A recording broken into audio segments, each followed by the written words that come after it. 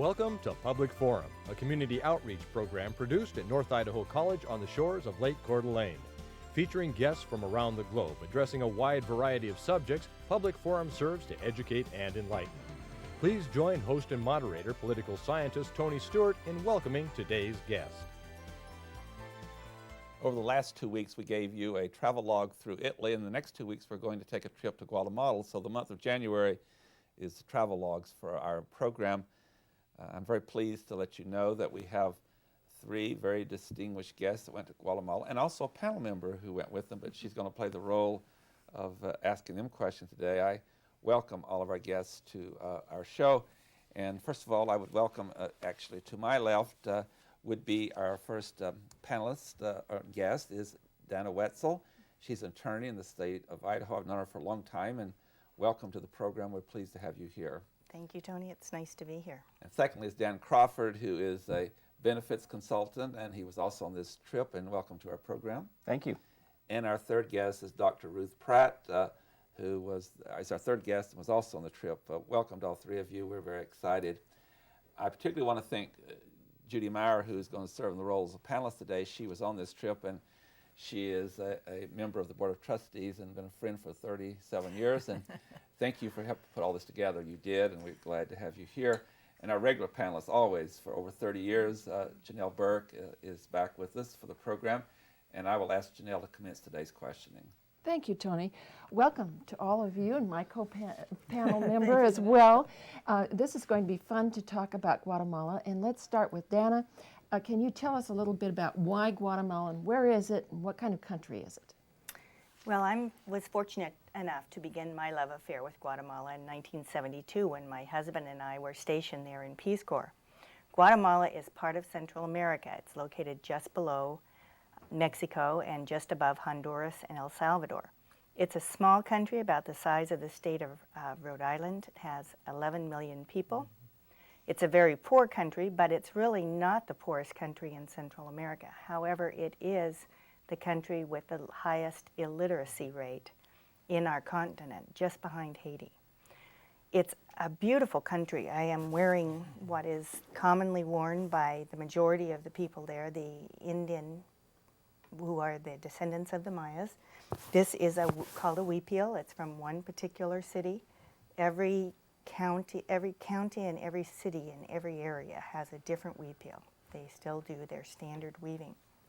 Guatemala, as we all know, has had a very violent history. So when we went back to Guatemala in we went back there in 2001. It was nice to see that a peace accord had been signed, that finally the educational system was back on its feet. So when we joined our Rotary Club, my husband and I, and were looking for an international project for our local Rotary Club to sponsor. We went to convention in Honduras, and one of the projects that was available to choose there was this Guatemalan project. We had lived there and knew that education was something that was very lacking and a very needed opportunity for young people. And we really felt that this project was a very efficient and effective project the way it was set out. So it's been our pleasure since 2001 to continue to support this program through contributions for our club, and every 2 years we've been taking different individuals to Guatemala. Thank you. Judy Meyer. Dan, it's fun to see you all again and to have you comment a little bit more about the Rotary aspect of our expedition. And sure. I think some of the pictures we'll be seeing show the 2 fellows that started the organization of co-ed, which is the group we joined for Rotary. But lead us into how you learned about it and how it works, because it's also now available to other folks in the country, is it not? Yes, that's correct. As Dana said, Steve and her husband, Steve and her, had gone to Guatemala to choose a project for Rotary to get involved with on World Community Service, and they went to a fair there and sought out several different ones, interviewed several different people, and found co-ed. And co-ed stands for Cooperative for Education. It's based in Cincinnati. And these 2 brothers here that you're seeing on the screen started co-ed, and they started it. Jeff, the one on the right, actually was a substitute teacher in Guatemala. And he went down there to teach English, not really knowing a lot of Spanish, which was a challenge.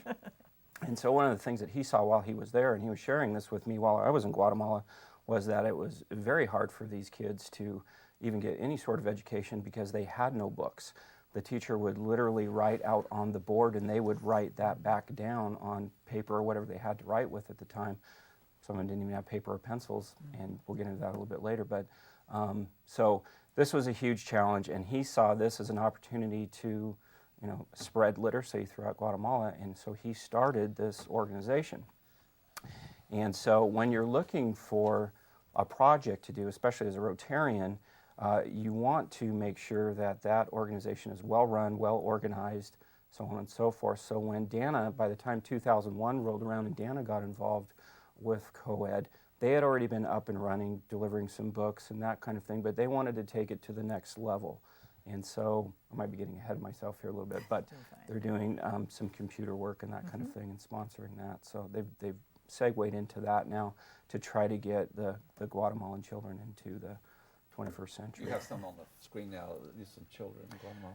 Yeah, this is very common. You'll see this on the streets of Guatemala as we go through our travels. It was virtually everywhere, and even on the sides of very busy streets and roads. But this is the only means of, they don't have any, they don't have any cars, they don't have any trucks, they don't have any horses or carriages or things like that. And oftentimes the women will lug bricks, firewood, water, anything, any kind of supply that they have for their families, and then bring it back home to the family. So it's quite an education when you see all of this for yourself. One of the fortunate things we've been able to do on this program for 35 years is to honor organizations that reach out to people around the world, and certainly Rotary International does, and we have actually 2 Rotaries in Coeur d'Alene alone. And Dr. Pratt, or I'll call you Ruth, I know you well. Ruth. Please do. Yes. Or Dr. Ruth. I told some people Dr. Ruth was coming. I got a really interesting reaction to that. Anyway, Ruth, Rotary does a lot of things, and they're known for their scholarships. It's one of the most famous things. But in relation to this trip and others around the world, they do other things like textbook deliveries, and you also provide computers and sports equipment. On this particular trip, and I know we have some slides that will show that, it must have been very thrilling to you to be able to have that equipment and share it with the people. And tell us how that happened. Well, we are so fortunate because we have Dana and Steve, who really are ambassadors and educated us, the whole Rotary Club, and have worked on that for some time, about this program. And as both Dana and Dan have mentioned, we selected this one for our international service because it is incredibly well done, well organized. It's now been up and running for over 10 years, I believe, right, Dana? Correct. And so I actually went because a friend of mine, Mary Sanderson, went, and she had told me about it. So I signed up, and it was just an amazing experience. But I thought maybe I would just give a little bit of an overview about what happens when we actually do these textbook deliveries. This is part of what co-ed calls their Guatemala Literacy Program, which is GLP for short. And essentially, we met other Rotarians from around the country and from Canada. There were 35 in our whole group. And we would go out to these remote schools. These were not schools in the major cities. On the screen coming up. This is a typical kind of, this is one, I think we did 11 textbook deliveries. We did a number of computer lab inaugurations. This is a typical kind of setup. You can see the boxes with the books in them, the sports equipment with the balls, and we often got to stay and play sports with the students. And then what happened was that there was a ceremony. This was a huge celebration for these schools and a great honor for them. Here are the computers too. And this is one of the computer lab inaugurations. You can see the parents sitting with the students. Now when you take those computers, does your organization help train them on that, or do they have their own people? You just deliver the computers, or? Actually, we sponsor the computer labs, and they, I believe, co-ed gets sponsorship from a variety of Rotary clubs and individuals. They are all trained. That's one of the best aspects about this program. They don't give any of these things without having complete buy-in from the parents, the principals, the teachers, and the students. So there are instructors to teach Yes, them the process. yes. And I'll just give you the layout of a typical ceremony real quickly. In one of these inaugurations, we would go in buses in small groups, each of us to different schools. They would usually, they were dressed up in their very finest clothing because they were so proud and so thrilled to have us coming. And the big part of this is that it encourages personal relationship building. Yeah. It's not just, oh, there's some gringos bringing some books, and why did they even come? They could have just sent them. And this is a big part of their program. And so they sing the national anthem, and Guatemala's national anthem is probably one of the longest of all countries, I believe. Sometimes they would sing it in Spanish. Sometimes they would also sing it in Quiche, which is the native Mayan language. And so they do that. They would, Joe or Jeff Berninger, who are the brothers who started this, would get up and make a presentation talking about why we were here, who these people were, why they came personally, because it was so important to them. Oftentimes the students then would present a dance, a native cultural, a symbol of their cultural heritage. And that was always just great to see. And then they actually have a speech from a co-ed team member. They have Guatemalan team members, and we'll talk a little bit more about that later. That's one of the best aspects, as they plan to turn that over. And then each of us had a part in the program. One of us would be responsible for presenting the textbooks to the students, and we always did, I think there are a series of 4 textbooks. I've got a couple of them on the table, one in science, one in math, one in language, and one in social studies. All crafted, made in Guatemala. In Guatemala. I don't think they can, yeah, there we go. So we would do that. We would present, one of us would be assigned to present the sports equipment. And then all of the parents would be there as well. Again, because this is a great honor, and these students, because it's a self-sustaining program, the parents have to agree to pay a small fee annually so that then at the end of 5 years, you know, they can buy more books. So we'll talk some more about Sure, that. thank you. Janelle Berg. Well, my next question is going to be to Dana. And can you tell us a little bit about education in Guatemala? What is it like? When do they go to school? When does their school year start? I think you might have been there when the school year started. Is that correct? Yeah, the Guatemalan school year starts in February and runs for approximately 9 months, very similar to ours. They have a school system that's based on 1st through 6th grade, and then 6th through about what we would call 11th grade, and that's the high school. And our program focuses on the high school. It's fundamentally true throughout the world that a lot of governments and a lot of international assistance go to providing literacy in the 1st through 6th grades, because that's the focus of trying to get people educated enough to be able to understand elections and to vote. But hardly any assistance goes to governments to provide support for any education beyond the 6th grade, and that's where this program comes in. This program provides books to what they call a secundario, the secondary school. On the screen has come up just now, this huge audience here. And right. Would you And explain how that fits into your That conversation? particular picture, all of those are parents. Parents are extremely important in this program, and schools are not chosen to participate unless the parents have support. And as you can tell from this picture, we have overwhelming support from the parents, because they understand that in order to better the lives of their children, they have to get beyond a 6th grade education. And there's no other opportunity that really provides themselves in rural areas except what's provided through this program. And between trained teachers, trained books, and these books are produced in conjunction with the Guatemalan Department of Education. They're changed out every 5 years. These students are finally receiving the type of education that will allow them to get jobs, that will make them a viable part of their community. And we have had families come in, people walk for 3 hours to get to the school for the ceremony and then stand up as part of the presentation with tears in their eyes and thank us that we as North Americans would care enough for them and their children to provide this type of life-changing advantage.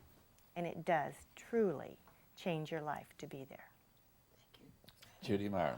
What a lead-in, because one of the things I wanted to ask Dan was, I believe this was your first trip to much more outside the United States, really, and in this case it's part of Guatemala is probably second world and part is probably third world. We were focusing on the rural highlands area, and I would be interested in your observations about how was it to be the newbie in the group and visit this area, and as a Rotarian, what do you see for its future? Well, actually, I was kind of the last one to come in, and Dana actually, forced my way in there, encouraged co-ed to let me go, because we'd actually had 9 people, and previous to that, we'd had about 4 or 5 that went on these trips. And these were the folks from Coeur d'Alene, right? 9 folks from Coeur d'Alene. And then altogether, there's about 35 Rotarians that do make the trip, and I decided late to go. I was kind of, well, should I go? Should I not go? What's it going to be like? And this kind of thing. And you never really know if I've not been to a developing country ever. I've been outside the United States, but not been to anything like this, certainly. So I didn't know what to expect. Am I going to get sick? And I got a little bit of that. But, you just got to kind of roll with it. But I think the main reason why Rotarians need to go, I wouldn't say why they choose to go, I would say why they need to go is because you really don't want to be a spectator when you're doing something like this. And by that I mean, if Dana just came back and gave us a slideshow on what Guatemala was like, and I'd sit there in my Rotary meeting, I'd say, well, yeah, that's pretty neat, and yeah, I'm glad these people do that. But what did I do?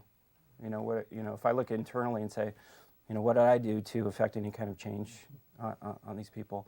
I think it's very important. So, and if you go as a tourist, you're not necessarily going to seek anything like this out. You're never going to see the highlands of Guatemala. Here's a great slide up now.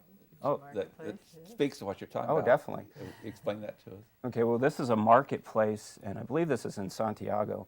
And Santiago is on Lake Atitlan, which is a big lake that's surrounded by volcanoes, basically. And this city had gotten wiped out pretty much by mudslide a few years prior to us coming there, and it's just now starting to get back.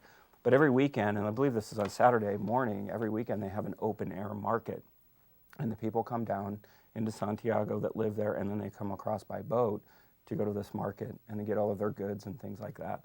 And so these are the types of things that you probably would not see as a tourist, but you would definitely get the opportunity to get some of the culture, firsthand. So it's a beautiful country. Oh, it is. It is. And a lot of it is very much like Idaho. There's a lot of pine trees and so on and so forth. And I wasn't expecting that, at all. I thought it'd be more desertous, actually, than it was. I'm going to ask Ruth a question, and in doing this, I go back to Dwight Eisenhower when he was president. He's the one that started this remarkable exchange, international change that has continued on ever since the 1950s. And we're all in a struggle often for the minds and souls of people around the world, whether it be democracy or, unfortunately, we have other things that are not democracy, such as dictatorships and some very harsh regimes, and we hope the world will turn to democracy. You talk a lot about citizens of the world or world community. This project, and there are others, not only with Rotary, but others, and as I said, that President Eisenhower promoted during his time. With this experience, what would you say to our citizens about how valuable this is for interchange between human beings? Well, although it's a cliche to use the term eye-opener, this is truly an eye-opener, not just to look, but to see and to learn. And I think the easy thing is not to go into a third world country where you're having to look at all that poverty and people who don't have all of the things that you have. But it's a wonderful way to become immersed in a culture. Not just to go as a tourist, and maybe go to Antigua for a few days and stay in a really expensive hotel. Like what you're showing here now. And this is the kind of cultural immersion. This is one of those dances I referred to previously where the students are entertaining us as honored guests. And you notice the pine boughs on the on the cement or dirt, I guess that is. That's also a symbol of honor, and they're very fragrant, and they do that for special assemblies and honored guests. But one of the great things about this particular adventure for me was looking at these folks from co-ed and what they have done. They are so inspirational. And I just wanted to share with you, we're talking about being a citizen of the world. One of the things that we got was a packet, of course, before we went. Everything you could possibly want to know was in this packet, including in the back, which I think is a wonderful reference, and I keep going back to it, a little article by Frommer, you know, who writes all of the travel pieces. Well, there's two of them. One's called "Why Do Americans Act Like That?"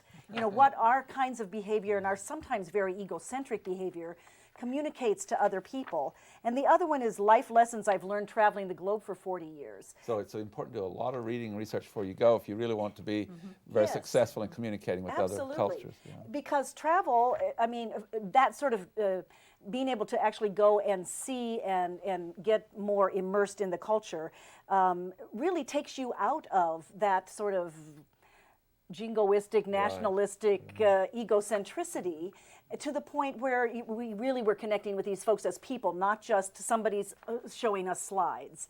There is no substitute for the experience, Right. and it's education. But you also bring that back and you enrich the rest of us too with your experience.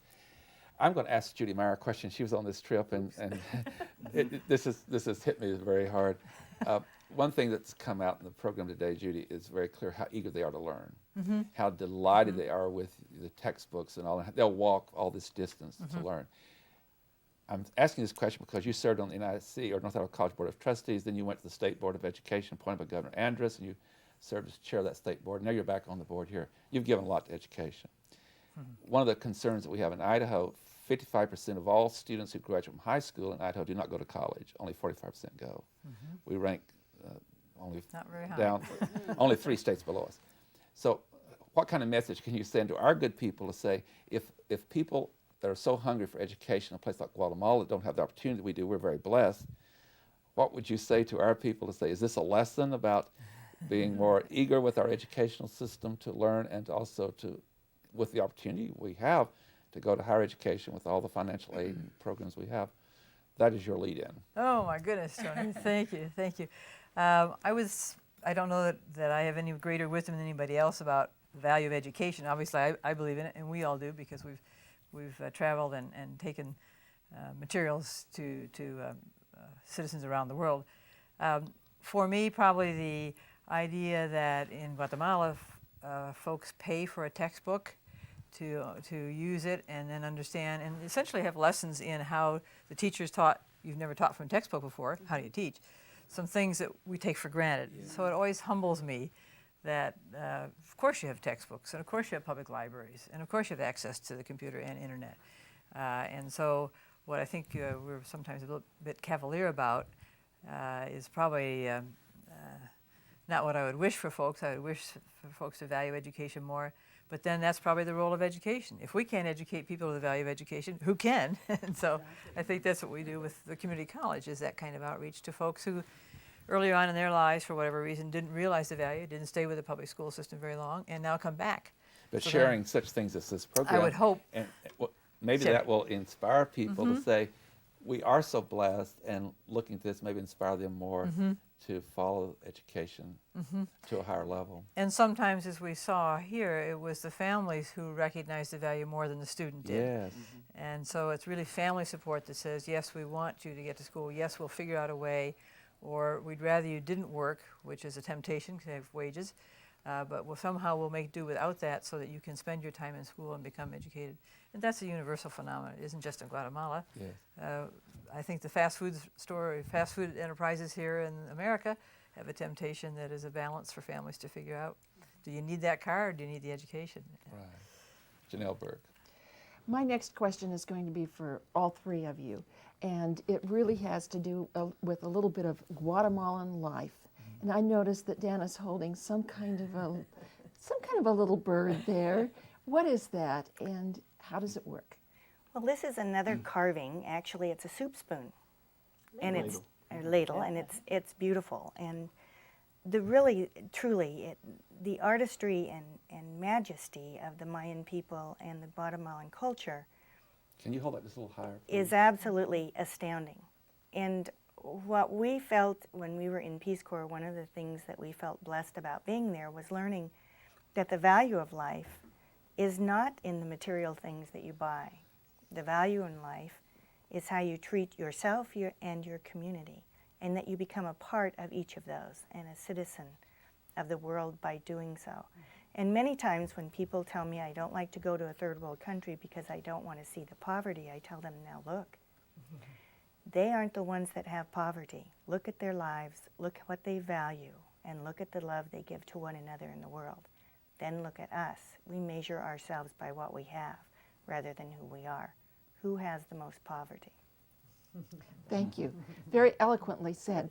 And Ruth, we were talking about students and that they come from great distances to go to school. Do they stay then? Do they board a sort of boarding type school, or how does that work? You're going to have to help me with Do you this. remember the principal that took some students Yes, in? yes. There are some students who stay with local families, I believe. But But many of them most of them walk great back and forth. A- Takes a- them all day. A lot of the schools are centered in a village, and so there'll be several different villages throughout. And now a school may be something that has been, taken over, was another building previously or something like that they've converted into a school. And so all of the villagers who are there will send their children up to that school, it's basically where they're housed and what have. But some of them are coming down great distances and walking several miles to get to that school, and it's a big sacrifice. And one of the things that is kind of telling about this too is that they're making a big sacrifice because a lot of them work in their family farms, and corn's a big crop. And On that note, we have to bring a permanent conclusion. You do? It's an important note to show how much they do Okay.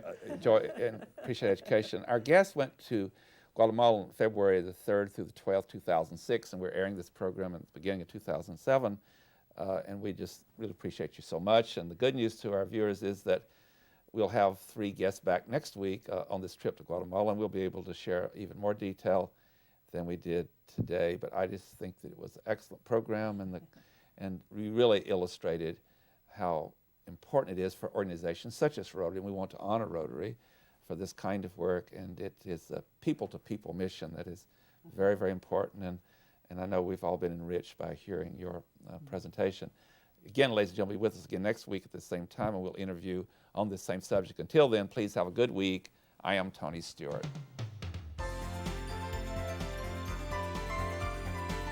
Recorded on the campus of North Idaho College, Public Forum is the longest-running in-house college production on PBS.